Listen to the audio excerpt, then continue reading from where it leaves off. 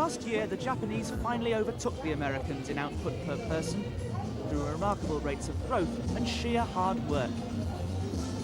Many Japanese seem to be so busy from Monday to Saturday making electronic goods, there's only one day left on which they can actually go out and buy them. And on Sundays, this street in the heart of Tokyo's electronics district gets so busy that they have to close out the traffic. One product that's been on sale for only a few weeks here is the new digital audio tape, which Japan will soon export to the West. But if such goods aren't to increase the trade imbalance further, the Japanese also need to import more Western goods. But contrary to many Western beliefs, Japanese people seem no more inclined to buy Japanese automatically than we always buy British. Not really. If the quality is good, I buy it wherever it comes from. No, I don't try to buy Japanese goods as such. If I like it, I'll buy it. It's not something I think about, really. Well, before the war, that may have happened, but not these days. People don't bother about that. On average, one can say Japanese goods are better made than others. On the whole, foreign products are not so well made, even if the design was good or the color is good. This Tokyo shop is devoted to high-quality goods, many of which are foreign. Every morning, the sales staff brief each other about the latest luxuries, such as British bath mats. The Japanese are particularly attracted by famous names, even if they're foreign, and that's true not just at the top end of the market.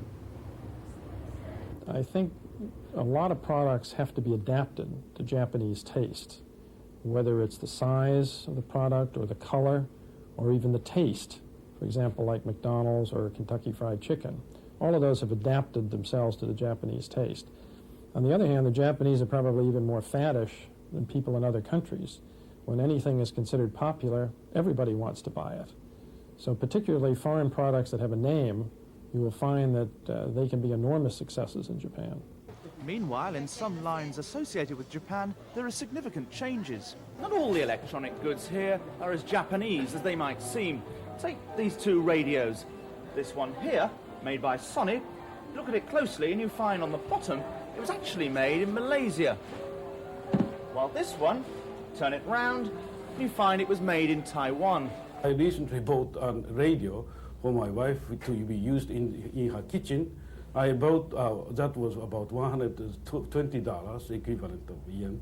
I only saw the seal which said made in Korea after I bought it and came back home. So the consumers are comparing the quality and the price tags. You don't have to be persuaded or things like that. Such trends in Japanese trade are likely to continue so long as the yen remains at its high value against the world's other currencies, particularly the dollar.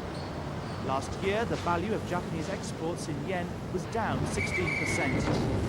Japan's vital export trade could be dealt a further blow if there's a full-scale trade war, Japan fighting the United States, Britain and Europe.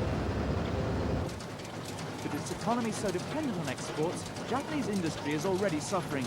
4 years ago, for instance, Japan made 18 million TV sets. Last year, it was only 14 million.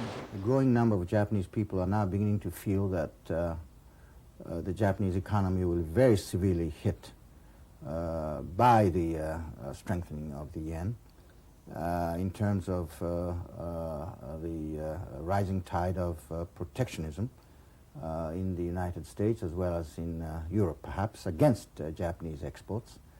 There is a growing sense of apprehension lest this strengthening of the yen might lead to a hollowing out of the Japanese economy here at home. The cherry blossom lasts only a few days. It flowers and then, without lingering, suddenly falls in the wind. The Japanese fear that if the worst happens, the same might occur to their export-led prosperity. Michael Crick, ITN, Tokyo.